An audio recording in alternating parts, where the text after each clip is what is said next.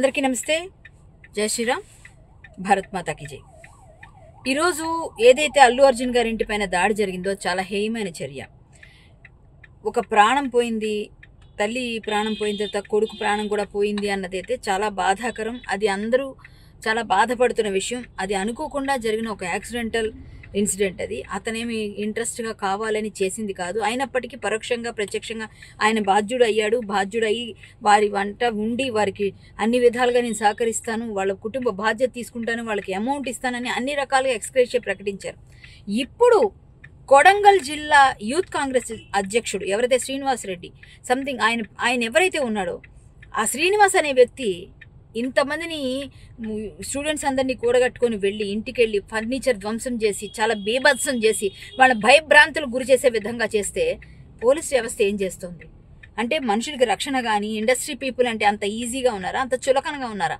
ఒక పెద్ద హీరో, ఒక పాన్ ఇండియా హీరోని పట్టుకొని, అంటే హీరో ప్రాణం ఒకటి మామూలు ప్రాణం ఒకటే నేను చెప్పట్లేదండి, ఎవరైనా ఒకటే. కానీ ఇష్యూ నడుస్తున్నప్పుడు ఆయన మీడియా ముందుకు వచ్చి బాధపడుతూ తన బాధను కూడా వ్యక్తం చేశాడు నిన్న. ఇలా చేస్తూ భయభ్రాంతులకు గురి చేస్తే పోలీస్ ప్రొటెక్షన్ ఇవ్వాలి కదా.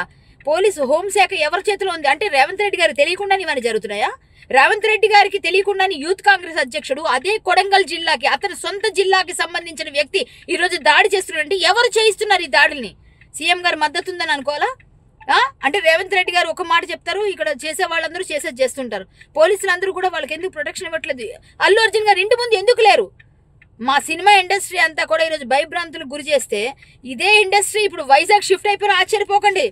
అప్పుడు చెక్క భజన అందరూ చేద్దరు, కానీ సినిమాలు లేకపోతే ఏం పర్వాలేదు. ఇవన్నీ కాదండి, పరస్పరం ఎవరికెవరు ఒకరికొకరు సహకారం ఉండాలి. ఇప్పుడు బెనిఫిట్ షోస్ రద్దు చేసేస్తారా, ఇంకేం చేస్తారా, అదంతా మీ ఇష్టం, ఏమైనా చేయండి, మేము కూడా దానికి ఏమి తీసుకుంటారు. కానీ కావాలని చేస్తే మేము కూడా బాధపడతాం. ఇప్పుడు 2 ప్రాణాలు మనం తేలేం, కానీ ఇలాంటి ఇన్సిడెంట్స్ రాజకీయ ఏవైతే పెద్ద పెద్ద మీటింగ్స్ జరిగేటప్పుడు, పెద్ద పెద్ద హోర్డింగ్స్ పెట్టినప్పుడు, కింద పడిపోయి చచ్చిపోయినప్పుడు, లేదా మీద తొక్కిసలాట్లా పడినప్పుడు కూడా ఇలాగే ఉండాలి కదా. అంటే మా సినిమా వాళ్ళు అనగానే ఫేమస్ అయిపోవచ్చు, గట్టిగా పెద్ద హీరో కదా గట్టిగా చేసేద్దామని చెప్పేసి మొత్తం అందరూ కలిసి దాడి చేసేస్తారా? దీన్ని అందరూ చూస్తూ కూర్చుంటారా? చాలా చాలా బాధాకరం అండి. ఎక్కడైతే 2 ప్రాణాలు పోయాయో అది చాలా చాలా ఖండిస్తున్నాను, చాలా బాధపడుతున్నాను. వాళ్ళ ఆత్మకు శాంతి చేకూరాలని కోరుతున్నాను. అదేవిధంగా అట్ ద సేమ్ టైం ఇలాంటి దాడులు చేస్తే ఇండస్ట్రీని ఇంత భయభ్రాంతులకు గురి చేసి ఒక హీరోకి ఇట్లా చేస్తూ ఆయన్ని దాడి చేసి ఏదో విధంగా ఇబ్బంది పెట్టాలని, గేలి చేయాలని ఒక సీఎం కాన్స్టిట్యున్సీ నుంచి వచ్చిన ఒక వ్యక్తి తన ప్రలోభం కోసం, తన ప్రయోజనం కోసం ఇట్లా చేస్తే మాత్రం ఎవరు కూడా చూస్తూ ఊరుకోరండి. మేము ఖచ్చితంగా దీనికోసం అందరం కలిసి కట్టుగానే ఉంటాము. ఇది ఇంకా ఆపితే బాగుంటుంది.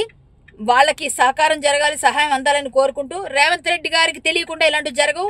రేవంత్ రెడ్డి గారు ఇది కొంచెం గమనించుకోవాల్సిందిగా కోరుకుంటున్నాను. జై శ్రీరామ్.